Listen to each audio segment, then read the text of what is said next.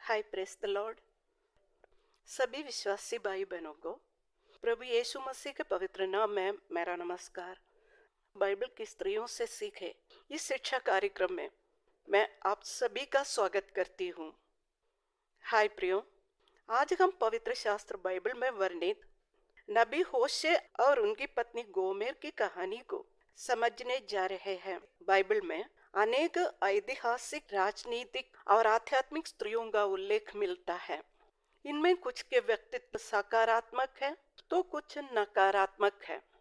साथ ही विश्वासियों तक अनेक महत्वपूर्ण संदेश पहुंचाने के लिए स्त्रियों को आध्यात्मिक और प्रतीकात्मक रूप में भी प्रस्तुत किया गया है। इसी प्रकार गोमेर के जीवन एक गहरा प्रतीक है। वह इस्राएल की उस स्थिति को दर्शाती है जहां वह अपने ही इच्छाओं और लालसाओं में भटक गई है, परंतु इसके बावजूद परमेश्वर का प्रेम उसके प्रति कभी समाप्त नहीं होता।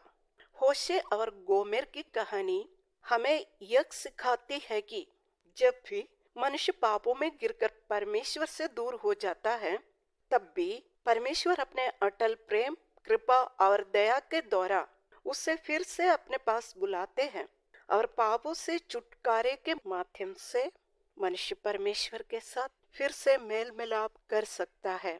आमीन, हालेलुया।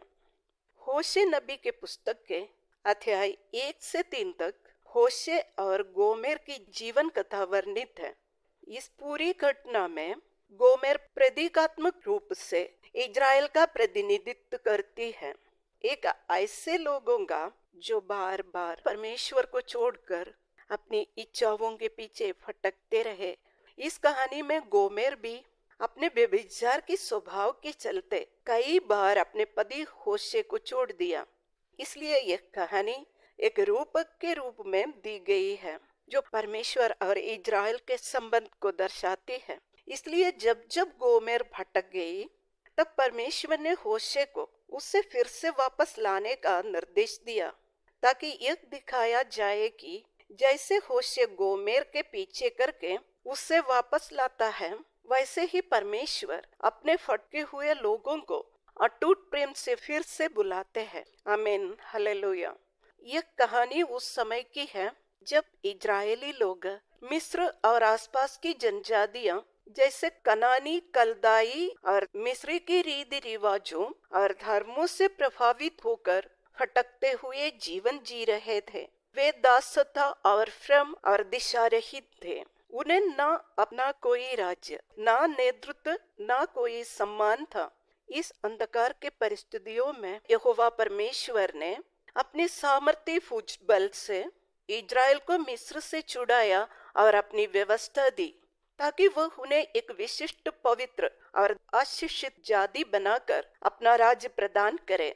जैसे एक पति अपने पत्नी से प्रेम करता है, वैसे ही परमेश्वर ने इज़राइल को चुना और उसकी अगुवाई की और जेरूसलेम को अपना निवास और उपासना का स्थान बनाया और हर प्रकार से उसकी भलाई की। लेकिन इज़राइल के विभाजन के बाद एफ्रेम के यारोबाम से लेकर आगे के लगभग सभी राजा यहोवा परमेश्वर को छोड़कर अपने ही इच्छाओं पर चलते रहते थे। वे परमेश्वर की दृष्टि में बुराई करते रहते थे। फिर भी जैसे एक पति अपने पत्नी को बार बार क्षमा करता है, वैसे ही परमेश्वर का प्रेम इज़राइल के लिए बना रहा। परंतु गोमेर की कहानी उस समय की है जब योआशा का पुत्र यारोबाम द्वितीय इज़राइल पर राज्य कर रहा था। उनका समय इज़राइल का पाप आसमान पर पहुंच चुका था। इसलिए परमेश्वर ने निश्चय किया कि वह उन्हें त्याग देगा और दूसरे राष्ट्र की दासता में जाने देगा। इसी परिस्थिति में परमेश्वर ने भविष्यद्वक्ता होशे को एक ऐसी आज्ञा दिया है कि जिसके द्वारा परमेश्वर इज़राइल के प्रति अपने अटल प्रेम और दुख भरी पीड़ा दोनों को प्रदर्शित करना चाहता था। इसलिए यहोवा ने होशे से बात की और उसने उसको एक अत्यंत असामान्य आज्ञा दी, जहाँ एक वेश्या स्त्री को अपनी पत्नी बना ले और उससे उत्पन्न बच्चों को अपना कह, क्योंकि इस देश ने यहोवा को छोड़कर वेश्या के समान बहुत कुकर्म किया है। परमेश्वर इस घटना के माध्यम से इज़राइल की आत्मिक स्थिति को एक जीवित चित्र के रूप में प्रकट करना चाहता था। नबी होशे ने परमेश्वर का आज्ञा मानकर दिपलाइम की बेटी गोमेर, जो वेश्यावृत्ति में लिप्त थी, उसे अपनी पत्नी बना लिया। कुछ समय बाद होशे और गोमेर के 3 बच्चे हुए और उनके नाम स्वयं परमेश्वर ने इसलिए रखा ताकि वे इज़राइल के पापों और आने वाला न्याय के प्रतीक बन जाए। पहला पुत्र का नाम परमेश्वर ने इज़राइल रखा। यह नाम इस बात की घोषणा था कि परमेश्वर शीघ्र ही इज़राइल के राज्य का अंत करने वाला है। दूसरी संतान का नाम लो रुहामा रखा गया, जिसका अर्थ है जिस पर दया न की जाए। यह संकेत था कि इज़राइल के अनगिनत अपराधों पर अब परमेश्वर दया दिखाकर उन्हें दंड से नहीं छोड़ेगा। तीसरे बच्चे का नाम लो अम्मी रखा, जिसका अर्थ है तुम मेरी प्रजा नहीं, क्योंकि इज़राइल ने अपने व्यवहार से परमेश्वर के साथ अपने संबंध को स्वयं तोड़ दिया था। इन तीनों नामों के माध्यम से परमेश्वर ने स्पष्ट रूप से दिखाया है कि इज़राइल के निरंतर अनाज्ञाकारिता के कारण उसका न्याय और दंड की आज्ञा निश्चित है और अब उसे ढाला नहीं जा सकता। इस कहानी का पहला पॉइंट में गोमेर का पतन और होशे का टूटा हुआ हृदय पर हमारे ध्यान को केंद्रित करेंगे। कुछ समय बाद गोमेर ने अपने पति और बच्चों को छोड़ दिया और पुनः अपने पुराने पापों और व्यभिचार भरे जीवन में लौट गई। इससे होशे का हृदय टूट गया, परंतु इसी पीड़ा के माध्यम से परमेश्वर ने इज़राइल के प्रति अपने हृदय का दुख प्रकट किया, क्योंकि जैसे गोमेर ने होशे को छोड़ दिया था, वैसे ही इज़राइल ने भी यहोवा को छोड़कर बाल और अशेरे के पीछे चलना शुरू कर दिया था। बताया जाता है कि गोमेर ने कई बार होशे को छोड़ दिया और वेश्यावृत्ति में पड़ गई थी। फिर भी होशे ने उससे प्रेम करता रहा और उससे भूल नहीं सकता।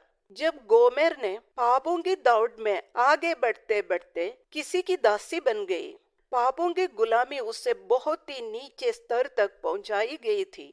जब वे लोग गोमेर को बेचने की तैयारी कर रहे थे, तब परमेश्वर ने होशे को यह आज्ञा दी कि जा उस स्त्री से फिर प्रेम कर जो व्यभिचारिणी होकर भी अपने प्रिय की प्यारी है। परमेश्वर के इस आदेश पर होशे ने गोमेर को फिर से 15 चांदी के टुकड़ों और 1.5 होमेर जौ देकर खरीद लिया। यह उसका आधा साल की मजदूरी की कीमत था। गोमेर की छुड़ाया जाना एक सामर्थ्य संदेश देता है कि छुटकारे का द्वारा मनुष्य परमेश्वर से फिर मेल मिलाप पा सकता है। होशे और गोमेर की यह दुख भरी परंतु आशापूर्ण कहानी इस्राएल के साथ टूटे हुए वाचा को फिर से स्थापित करने का परमेश्वर के अनंत प्रेम का प्रतीक है। इज़राइल के मूर्तियों और पापों में फटक जाने का बाद भी परमेश्वर उन्हें लगातार प्रेम करता रहा, लेकिन परमेश्वर को होशे को इज़राइल की बेवफाई दिखानी थी। एक बेवफा पत्नी से विवाह करके उसके प्रति वफादार रहकर।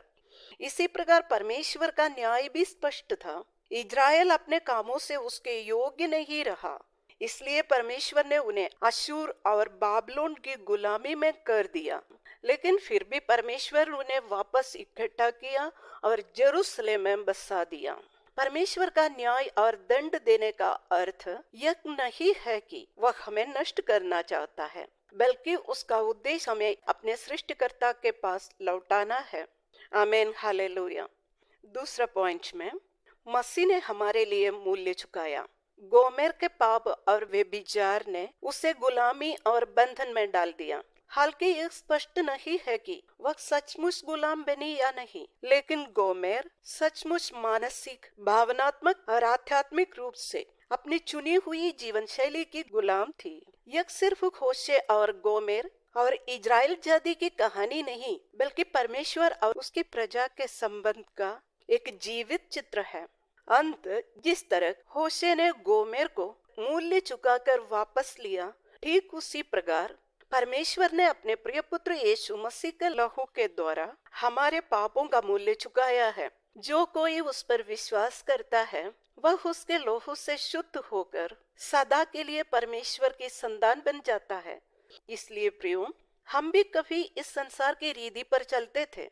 इस संसार और सांसारिकता और पापों की ओर आकर्षित थे। हम अपने पापों के कारण बंधन में थे, अधर्मों के गुलाम में थे, प्रभु परमेश्वर और उनके राज्य के लिए योग्य नहीं थे। उसी अवस्था में जहाँ हम अयोग्य, कमजोर और भटके हुए थे, प्रभु ने हमें उद्धार दिया। उसने हमें अपने प्रिय पुत्र यीशु मसीह के जीवन की कीमत पर खरीदा है। आमीन, हालेलुया। लेकिन प्रियो, उद्धार पाने के बाद भी हम अक्सर उस परमेश्वर को छोड़ देता है जो हमसे प्रेम करता है और हमारी चिंता करता है और हमारे साथ रहता है और हमें आशीष देना चाहता है। इसलिए कि पिता परमेश्वर का प्रेम कभी समाप्त नहीं होता। हमारी हर अवस्था में उसका प्रेम अटल और अपरिवर्तनीय बना रहता है। वह हमें ढूंढता है, वह हमें खोजता है, हमें पुकारता है और हमारा लौट आने का प्रतीक्षा करता है। आमीन, हालेलुया। लेकिन प्रियो, 70 गुना क्षमा करना प्रभु यीशु मसीह की शिक्षा है। वही शिक्षा आज भी प्रतिदिन वह हमारे जीवन में प्रकट करते हैं। इसलिए आज भी हम जीवित हैं। इसलिए हम उसके प्रेम और आशा में दृढ़ बने रहे। यही उसकी इच्छा है। अंत में मैं प्रार्थना करती हूँ कि हमारा प्रभु यीशु मसीह अपने पवित्र आत्मा के द्वारा हमें सामर्थ्य दे कि हम विश्वास योग्य और स्थिर रहकर उसके मार्ग पर चलते रहे। प्रभु यीशु आप सभी को आशीष दे। आमीन, आमीन। पवित्र शास्त्र बाइबल की और महिला व्यक्तित्वों के साथ हम फिर मिलेंगे। आमीन, आमीन।